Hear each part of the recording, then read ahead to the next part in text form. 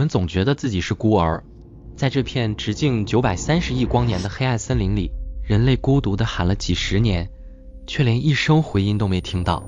我们恐惧这种寂静，我们害怕外面什么都没有，或者有什么东西正在看着我们。但如果我告诉你，这场寻找外星人的游戏从一开始规则就错了呢？如果真正的外星人不需要乘坐飞船，也不需要穿越虫洞，如果真正的外星人此刻正坐在荧幕前，用你的眼睛看着这支影片呢？别急着划走，这不是科幻小说，这是2025年天文学界最不想面对，却又不得不面对的一种可能性。还记得 EP03 我们聊过的那个星际访客3i Alice 吗？当时我们说它可能是探测器，对不起，我可能说轻了。结合最新的木夫座大环结构和地球最古老的岩石样本，一个更疯狂的拼图正在浮现。它不是来探测的，它是来送货的，而那次送货的收据就刻在你的 DNA 里。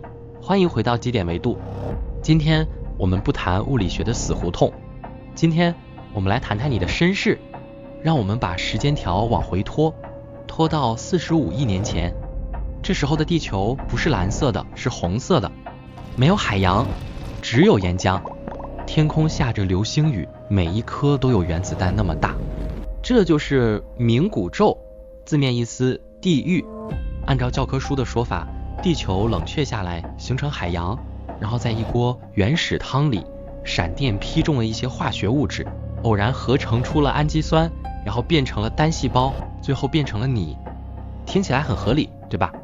但在数学家眼里，这个故事简直就是侮辱智商。英国天文学家 Fred Hoyle 曾经打过一个比方，指望地球在这么短的时间内随机碰撞出一个单细胞生命，几率相当于什么呢？相当于一阵龙卷风卷过一个废品收购站，把地上的破铜烂铁卷到天上，然后自动组装成了一架加满油能起飞的波音747。你觉得可能吗？这不是运气好能解释的，这是作弊。让我们看一眼证据。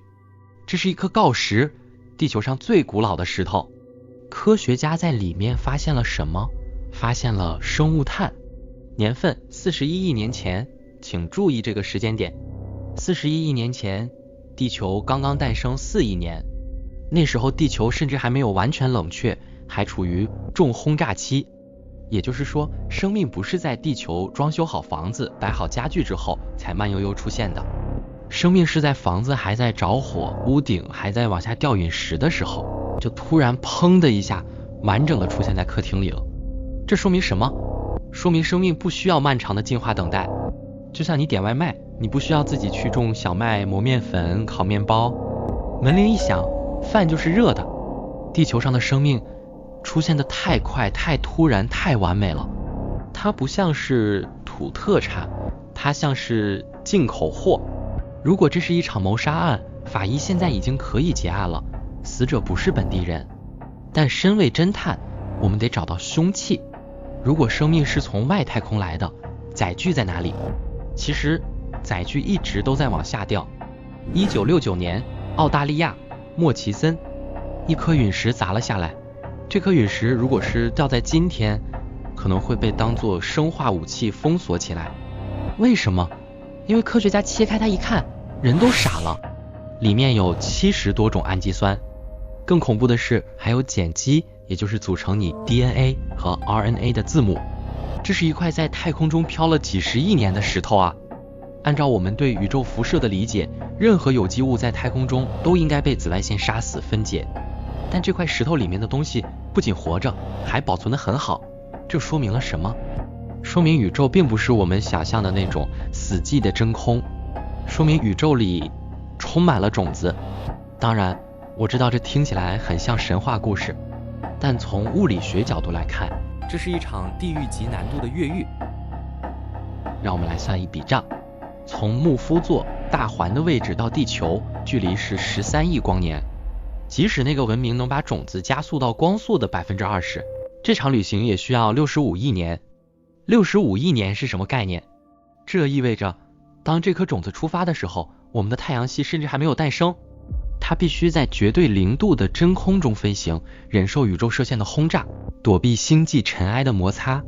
科学家曾经做过一个实验，把枯草杆菌暴露在太空环境中，结果发现如果没有保护，它们几秒钟就会被紫外线杀死。所以这些星际快递必须被包装得极其严密，它们不能裸奔，它们需要装甲。这就是为什么我们发现的陨石，比如莫奇森陨石，往往是碳质球粒陨石，它们就像一颗坚硬的坚果，外壳在高温下烧焦，形成了一层隔热盾，保护着内部最核心的脆弱的有机分子。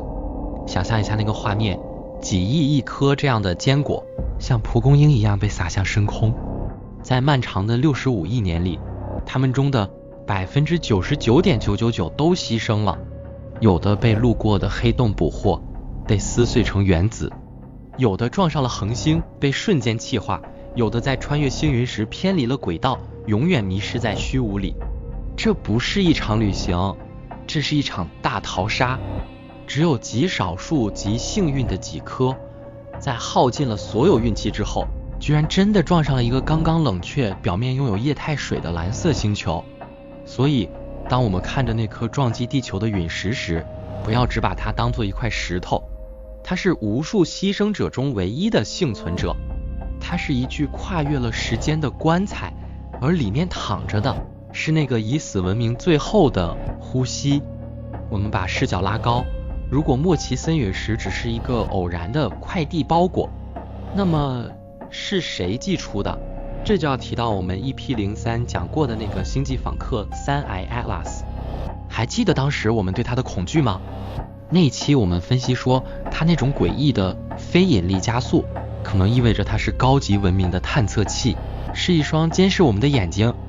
但今天站在生命起源的角度，我要修正那个猜测，或者说我要给出一个更温暖但也更震撼的可能性。它或许不是来监视监狱的摄像头，它是诺亚方舟派出的救生艇。想一想它的形状，长条形、雪茄状，在自然界里，这不仅像飞船，更像什么？像种荚，像包子，像一个保护着内部脆弱货物的坚硬外壳。如果3I Atlas 是一艘飞船，那它也是一艘无人驾驶的播种船。它不需要船员，因为它的乘客是几万亿个处于休眠状态的细菌、病毒，或者是被编码在晶体里的原始 DNA。 他们在星际间流浪，大部分会死在路上，掉进恒星，被黑洞吞噬。但只要有一颗，仅仅需要一颗撞上了一个像40亿年前地球那样的培养皿，游戏开始。好，现在逻辑链条接上了。地球生命出现的太快，因为是外来的陨石和星际访客是载具，但这还不够，这只能说明我们是外卖，不能说明是谁点的或者谁做的。这就是为什么我要在这个系列里把大环再次搬出来。Alexia Lopez 发现的大环 Big Ring 和巨弧 Giant Arc 是宇宙学原理的噩梦。直径13亿光年，螺旋结构，违背随机性。当时我们说这可能是上一代宇宙的遗迹，但你们有没有想过为什么它是螺旋形的？在工程学里，如果你想把一个东西发射得特别远，你会怎么做？你会给它一个自旋，就像子弹要有膛线，橄榄球要旋转着扔。螺旋意味着定向，意味着稳定。如果那个大环不是什么星系墙，而是一个已经废弃了几百亿年的超巨型引力加速轨道呢？想象一下，一个文明面临着他们那个时代的终结，他们没有选择造一艘大船逃跑，因为逃不掉热寂。他们选择了把自己的生命代码打包进无数个像3I Atlas 这样的种子里，然后利用这座13亿光年的加速器向全宇宙进行了一次饱和式射击。他们不在乎谁会收到，他们只希望在几百亿年后，在某个不起眼的角落有一颗种子能发芽。而我们就是那次射击的幸存者。好的，如果我们承认地球上的生命是空投物资，那么问题来了，枪在哪里？要把一颗微小的包裹着 DNA 的探测器精准地发射到几百亿光年之外，你不能靠运气，你需要一把枪，一把大的超乎想象的枪。这就是为什么在这个系列里，继 EP06 的木夫座空洞之后，我必须把另一个更让天文学界头疼的发现搬上台面。EP06 的空洞是少了一块，而这一次是多了一块。这是2024年 Alexia Lopez 的最新发现，大环的 Big Ring。主流媒体告诉你，这是一个直径13亿光年的星系结构。他们说这只是宇宙随机形成的气泡，但在工程学眼里，这不对劲，太整齐了。随机，在流体力学里，随机形成的结构应该是什么样的？是球形的，或者是不规则的云雾状。但大环是什么形状？ Alexia Lopez 在论文里用了一个词 corkscrew， 翻译过来就是螺旋线。在工程学里，什么东西是螺旋形的？弹簧、螺丝，还有电磁线圈。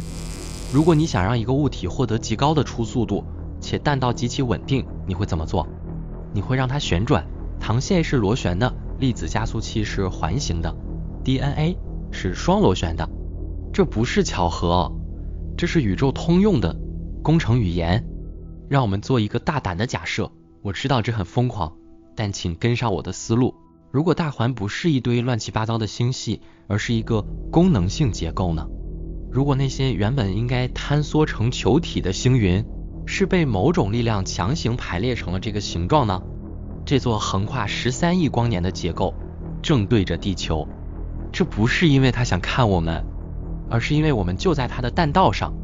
几十亿年前，或者更久远的上一个宇宙时代，这里曾经启动过一次。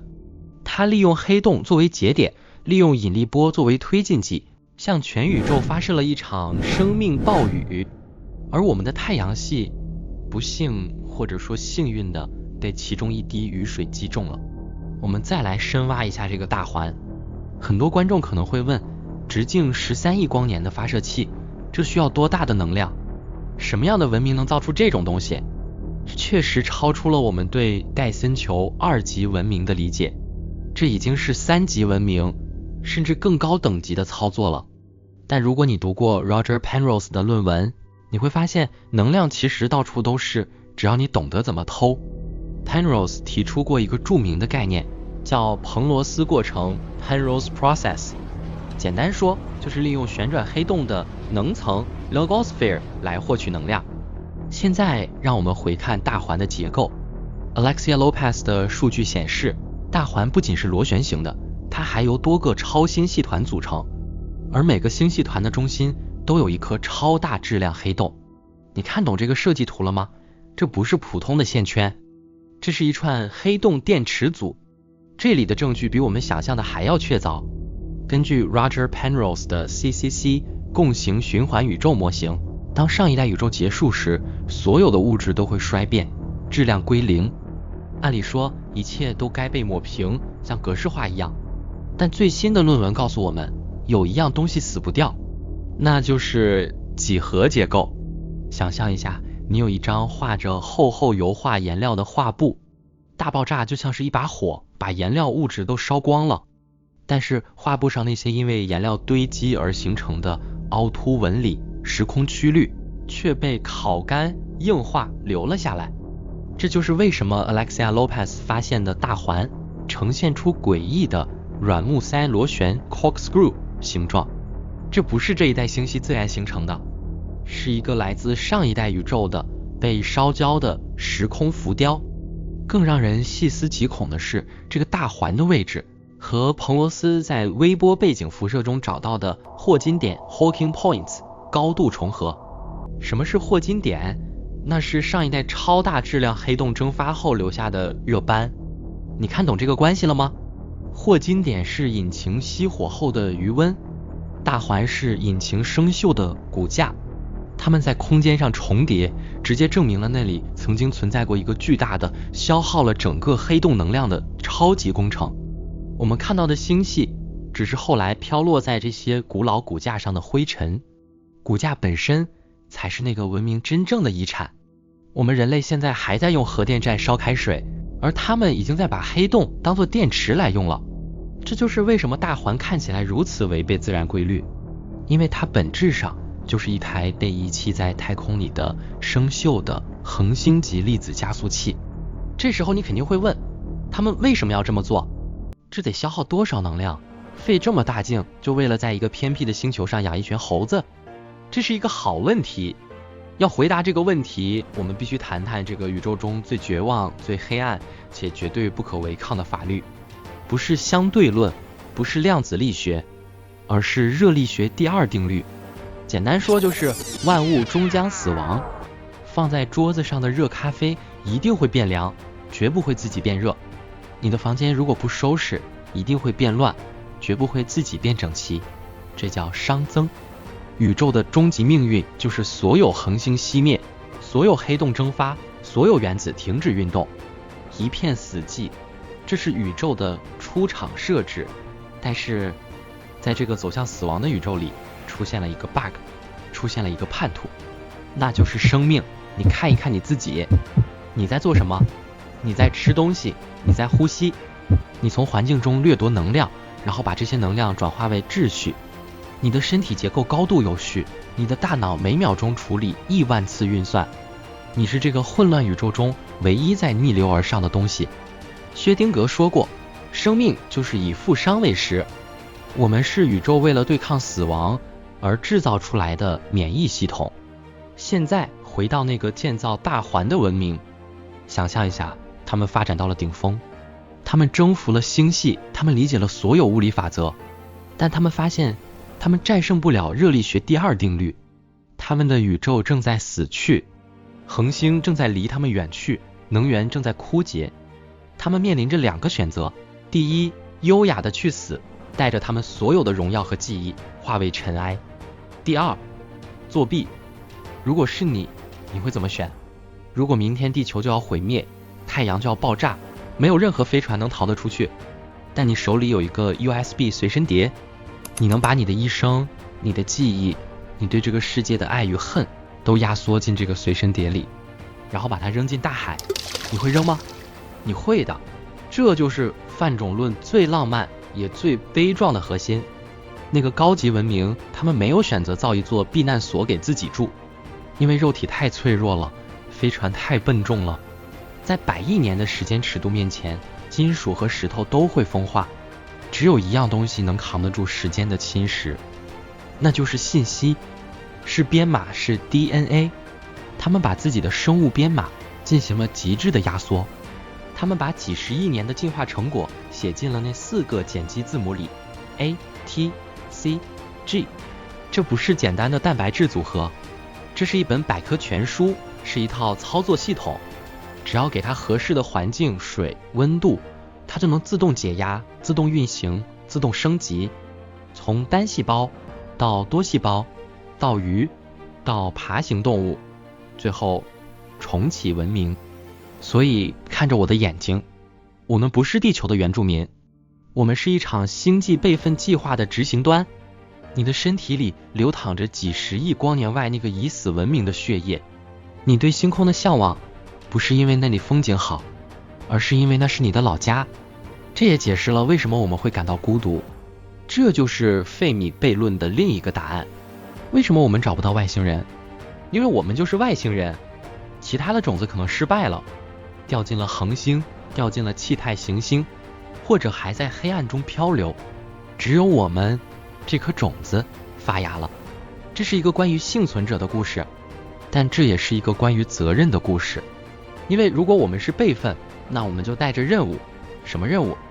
活下去，不惜一切代价，对抗熵增，对抗虚无，把这团反抗宇宙死亡的火烧得更旺一点。听到这里，我知道有些硬核观众，尤其是学生物的朋友想反驳我。你们会说这叫非编码 DNA non-coding DNA， 他们负责调控基因表达，就像开关一样，不是什么外星乱码。没错，你说的对，在3维生物学的层面，他们确实是开关。但这就是外星文明的高明之处，一物多用。想象一张写满了情诗的纸，你把它折成了一架纸飞机，扔了出去。对于空气动力学家来说，这张纸的功能是飞行、基因调控。但对于捡到飞机并拆开它的人来说，这张纸的功能是阅读、信息传递。那些垃圾 DNA 既是维持你身体运作的底层驱动，同时也可能是一封折叠起来的、等待被拆开的信。我们现在只看懂了折纸的技巧，却还没学会读上面的字。如果 Roger Penrose 的理论是对的，如果宇宙真的是循环的，那么这 98% 的垃圾 DNA 可能就是上一代宇宙留给我们的说明书。它现在是锁住的，因为我们还太初级，我们还在玩泥巴。也许等到哪一天，当我们的人类文明进化到能够理解更高维度的物理学时，当我们能够解开这把锁时，我们会发现那里面藏着的不是怎么长头发，怎么消化食物，那里面藏着的是如何制造虫洞，如何熄灭恒星，甚至如何制造下一个大环。我们不是这台机器的主人，我们是这台机器的自解压程序。我们现在才刚刚读到进度条的1%。如果说垃圾 DNA 是隐藏的代码，那么地球历史上那些莫名其妙的进化大爆发，可能就是代码被激活的瞬间。最典型的例子，寒武纪大爆发 Cambrian Explosion。 在这之前，地球上几十亿年都只有简单的单细胞海绵，生命过得慢吞吞的。突然在 5.4 亿年前，短短2000万年内，这在地质史上就是一眨眼，地球上突然冒出了绝大多数现代动物的祖先。眼睛、爪子、外骨骼、神经系统，这些极其复杂的装备像是约好了一样集体上线。达尔文自己都对此感到困惑，因为按照渐进式进化这是不可能的。但如果我们用软件工程的角度看呢，这不像进化，这更像是版本更新。也许那段时间地球的环境、氧气含量、温度刚好触发了 DNA 里的某个条件语句，系统检测到环境达标，启动 2.0 版本。于是那些沉睡在垃圾 DNA 里的图纸被解压，生命形态瞬间升级。再看看人类的大脑，200万年前我们的脑容量突然开始疯狂增长，我们学会了火，学会了语言，学会了问为什么。这在进化树上也是一个突兀的拐点。有没有一种可能，我们现在引以为傲的智慧其实也是预设好的？也许那个上一代文明在代码里写了一行注释，当载体学会直立行走，释放高级认知模块。我们以为自己在努力进化，其实我们只是在按照剧本解锁一个又一个被封印的技能包。而下一个解锁点在哪里？是当我们登陆火星的时候，还是当我们造出强人工智能的时候？那段沉默的 DNA 里到底还藏着什么惊喜或者惊吓？这听起来很可怕，对吧？觉得自己像个工具人，像个小白鼠。不，别这么想，因为这个计划有一个巨大的 bug， 也是一个巨大的赌注。那个制造大环的文明，那个向全宇宙发射了几亿颗种子的文明，他们在这个赌局里押上了所有筹码。但你要知道，宇宙太大了，也太残酷了。那些种子绝大部分都死了，有的掉进了气态巨行星的深渊，有的被超新星爆发烤焦了，有的落在没有水的荒星上，枯萎了40亿年。这几十年来，我们在火星找，在金星找，在泰坦星找，结果是什么？死寂，没有微生物，没有信号。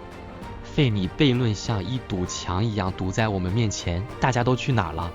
现在的答案可能比任何科幻小说都更让人心碎，也更让人热血沸腾。没有别人了，只有我们。也许在这一轮宇宙周期里，在银河系这片荒凉的悬臂上，我们是唯一一颗发了芽的种子。那是几千亿分之一的概率，那是为了让你此时此刻能坐在这里，能思考，能爱，能恐惧，整个宇宙所付出的代价。所有的恒星燃烧，所有的超新星爆炸，所有的黑洞吞噬，仿佛都是为了在这片虚无的黑板上写下这唯一的歪歪扭扭的公式：生命。